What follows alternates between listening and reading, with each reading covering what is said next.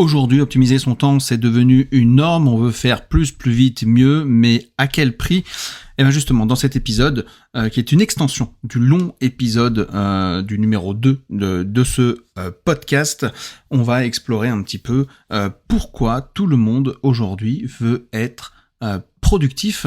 On verra s'il y a une pression sociale, si il y a une limite à se mettre et est-ce qu'il va falloir ralentir par rapport à tout ça, à toute cette effervescence autour de cette fameuse productivité que nous, avec Kevin, on essaye de démystifier au possible. En tout cas, avant de passer au contenu, si vous pouviez mettre 5 étoiles sur Apple Podcast, sur Spotify, etc., ça nous aiderait vraiment à progresser dans l'algorithme. Vous êtes de plus en plus nombreux à nous écouter. Et vous pouvez également, si ça vous plaît, vous abonner. Et puis, une fois que c'est fait, on est parti. Je vais essayer de répondre, de vous résumer pourquoi tout le monde veut être productif aujourd'hui. Bienvenue dans OBT. Ici, avec Pascal, on prend la productivité à contre-courant. Pas de leçon de morale. On discute, on partage nos méthodes, nos galères aussi. Et surtout, on dézingue la culpabilité que vous balancent tous les gourous du « fais plus, dors moins ». Le but, que vous passiez un bon moment et que vous ayez envie de passer à l'action, tranquillement, à votre rythme. C'est super bien présenté, Kev. Ce que je vous propose, c'est qu'on attaque tout de suite. Alors, pourquoi tout le monde veut être productif aujourd'hui ? Je m'excuse d'avance, j'ai la voix un petit peu enrouée au moment où j'enregistre. Alors, déjà, ce qu'il faut savoir, c'est que la productivité, elle est partout, que ce soit dans les livres, les podcasts, les formations, les réseaux sociaux. On nous explique comment faire plus vite, mieux, comment optimiser chaque minute et comment, entre guillemets, ne pas perdre de temps, à tel point qu'une question vraiment mérite d'être posée. C'est pourquoi nous avons tous l'impression qu'il faut absolument être productif. Alors, derrière cette quête presque obsessionnelle, pour moi se cachent des mécanismes qui sont bien plus profonds que le simple désir d'efficacité. Il y a notamment une pression sociale, une peur du jugement, une confusion aussi entre performance et valeur personnelle, et il peut y avoir aussi une fatigue chronique. Alors chercher à être productif, c'est pas vraiment un problème en soi, mais chercher à l'être sans vraiment comprendre pourquoi ni comment, ça peut rapidement devenir toxique et on va décrypter ensemble ce phénomène. Alors, premièrement, première raison en tout cas, moi ce que j'estime, c'est la pression sociale autour de la productivité. Pourquoi cette pression elle existe ? Nous vivons dans une société qui valorise l'action, la vitesse et qui valorise le résultat visible. Donc, quelque part, être occupé, c'est devenu un marqueur de réussite sociale. Et celui qui court partout, qui a un agenda plein, qui ne décroche jamais, est souvent perçu comme important, comme impliqué, comme utile. Et je vous invite vraiment à écouter ensuite le podcast, le deuxième podcast, qui s'appelle Comment éviter qu'optimiser son temps devienne une prison. Là, on va vraiment dans les détails, on parle de la révolution industrielle, etc. Mais déjà, avec ce podcast aujourd'hui, vous avez l'essentiel un petit peu de ce qu'on pense. Et donc, je disais, le fait d'être perçu comme important, impliqué, utile, ça veut dire que si à l'inverse, on va ralentir, on va prendre du temps, on va faire moins, ça peut être inconsciemment associé à de la paresse, à un manque d'ambition, à une forme d'échec. Et là, je vous renvoie également aux épisodes où on parle des pilotes, des drivers qu'on a depuis la naissance et dans lesquels on est conditionné. Cette pression, évidemment, elle ne vient pas uniquement de l'extérieur, elle est aussi intériorisée et on finit par se juger soi-même à travers ce prisme. Si je ne fais pas assez, c'est que je ne suis pas assez. D'accord ? Alors qu'en fait, c'est totalement décorrélé. Alors, qu'est-ce qu'on entend par pression sociale ? C'est pas forcément quelqu'un qui va vous dire explicitement de travailler plus. C'est souvent beaucoup plus subtil que ça. Ça va être des discours du type tout le monde peut réussir, c'est s'en donne les moyens. Ok, ça c'est la fameuse phrase. Les modèles de réussite qui sont mis en avant. Il y a les hyperactifs, les multitâches, les disponibles 24 heures sur 24. Ok, 7 jours sur 7. Il y a aussi les injonctions, à optimiser son temps libre. Et on en fait partie aussi avec Kevin évidemment, mais on essaye de le faire de façon bienveillante et honnête. On essaie d'avoir mis en place en tout cas un système, le système timer, qui est adapté à votre réalité de vie. Il n'y a pas d'injonction, il faut faire comme ci, il faut faire comme ça. Par contre, il y a des petites méthodes, des petits tips que vous pouvez venir greffer dans votre vie. Il y a aussi la glorification de la fatigue. Je suis crevé. mais j'avance quand même. Oh là là, c'est incroyable. Regarde-le, il est crevé, mais il est encore là. Vous voyez, et ça, c'est ce qu'on appelle, on en a parlé dans un live avec Kevin, le mode hard life et le mode smart life. Et le mode hard life, évidemment, on est conditionné depuis très très longtemps. Donc le résultat, c'est qu'on ne cherche plus à être productif pour servir nos objectifs, mais pour être conforme en fait à cette pression sociale. Réfléchissez un petit peu par rapport à ce qu'on vient de voir là aujourd'hui. Moi, je trouve que c'est vraiment un des éléments les plus importants. Alors, comment on va déjouer cette pression ? Première étape, il va falloir reprendre la définition de la productivité. Être productif ne signifie pas faire plus que les autres, ni remplir toutes ses journées. Être productif, c'est avancer sur ce qui compte vraiment pour soi. Donc, je vais vous donner quelques pistes un peu concrètes ici.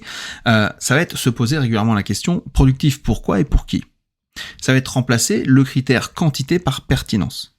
Ça va être accepter que certaines périodes soient moins productives que d'autres, et que ce soit normal. Et il faut décorréler, ce que je vous disais tout à l'heure, sa valeur personnelle de son niveau d'activité. Ça, c'est la première raison pourquoi les gens, ils ont envie d'être productifs. C'est qu'ils n'ont pas envie de se sentir rejetés. Deuxième raison, on va parler de productivité contre le surmenage. Où est-ce qu'il faut mettre la limite ? Pourquoi cette confusion, elle est fréquente ?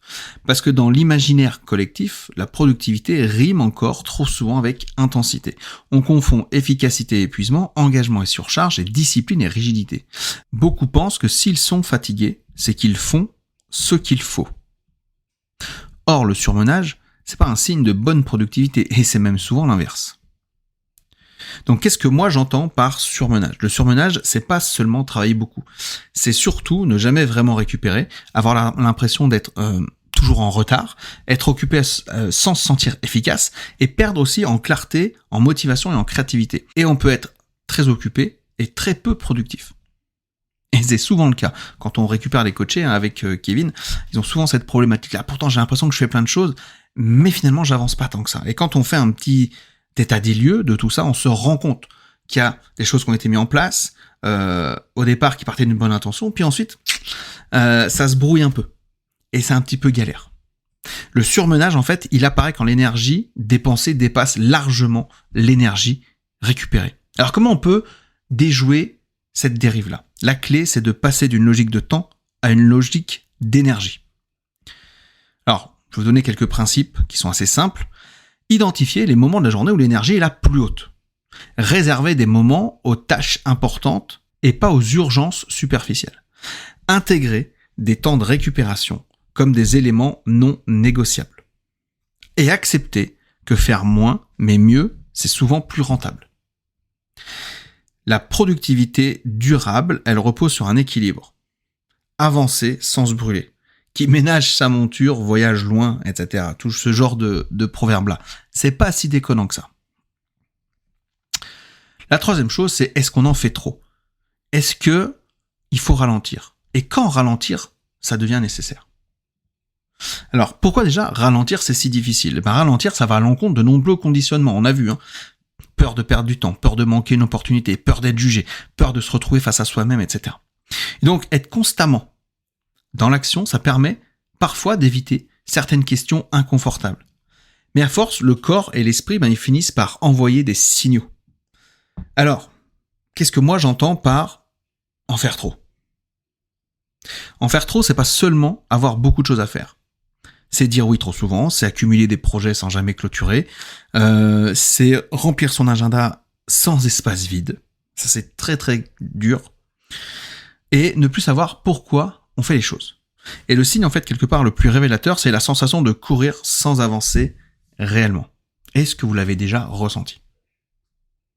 Alors maintenant, comment savoir quand ralentir et comment le faire ? Ralentir, donc, je vous l'ai dit, ça ne veut pas dire tout arrêter. Ça signifie simplement qu'il faut reprendre le contrôle du rythme. Donc, il y a quelques actions concrètes que vous pouvez essayer. Faire régulièrement déjà un état des lieux de ses engagements, c'est hyper important. Supprimer ou repousser ce qui n'est pas aligné avec ses priorités. Créer aussi volontairement des marges dans son agenda. C'est vraiment des sortes de zones tampons, ou alors de laisser un peu d'espace. C'est comme si vous avez des rendez-vous. Par exemple, moi j'ai des coachings régulièrement. Mes coachings, ils durent entre 30 minutes et 40 minutes. Je mets des plages de 45 à 50 minutes pour le coaching. Comme ça me permet d'avoir une petite zone aéré entre l'enchaînement des coachings. Ok ? Et ça me permet aussi de me ressourcer. Donc ralentir, c'est vraiment le moyen le plus rapide de retrouver de la clarté. Acceptez également que le repos est une condition de la performance et pas une récompense. Ça c'est important, j'ai oublié de le dire, mais c'est très important. Je le répète, acceptez que le repos est une condition de la performance et pas une récompense. Alors, si on conclut tout ça, si tout le monde cherche à être productif aujourd'hui, c'est pas un hasard. C'est le résultat d'un mélange de pression sociale, de confusion entre valeur et performance et d'une peur collective de ralentir. Mais la vraie question n'est pas comment être plus productif, c'est plutôt quelle forme de productivité me permet de vivre une vie équilibrée et alignée. Parce que la productivité n'a de sens que si elle sert votre santé, vos relations, vos projets importants et votre bien-être global. Et donc finalement, être productif, ça n'est pas remplir son temps, c'est utiliser son temps avec conscience. Et parfois, la décision la plus productive, c'est simplement de lever le pied. Et c'est justement tout ça qu'on vous apprend à faire dans le système Timer. C'est vraiment l'accompagnement qu'il vous faut si vous voulez qu'on vous accompagne à mettre en place des actions concrètes adaptées à votre réalité. Et dedans, on vous fait vraiment prendre conscience de votre relation au temps, de comment y faire face pour retrouver la sérénité et du temps avec vos proches. On parle quand même de se libérer à minima 7 heures par semaine. C'est ce que, en moyenne, ont nos coachés par rapport à ça. Et nous, on vient vous aider. Vous avez des peurs, dire mais je sais pas comment je vais le mettre en place. Aucun souci. Il y a des lives réguliers et vous venez poser votre question, votre problématique et on essaie d'y répondre. On vient greffer des petites choses pour que tout fonctionne. On est là vraiment pour vous accompagner jusqu'au bout. En général, on dit c'est une méthode 4-8-12, c'est-à-dire qu'il y a 4 semaines pour mettre en place, pour implémenter les premières, on va dire les premières méthodes, les premières notions. Ensuite, et on rajoute 4 semaines de plus pour les consolider. Donc on arrive à 8 semaines. Et ensuite, pour la durée, c'est encore 4 semaines supplémentaires. Et au bout de 12 semaines, vous avez normalement votre système qui est bon et qui va être durable, surtout dans le temps. Vraiment, découvrez l'accompagnement. Il y a le lien en dessous de l'épisode quelque part. Je ne sais pas s'il est encore en promo au moment où vous écouterez cet épisode, mais c'est hyper important. Moi, je vous dis à très bientôt pour un prochain épisode. Je vous dis ciao. Pensez à mettre 5 étoiles. Pensez également à vous abonner. C'est très important pour nous. Ciao.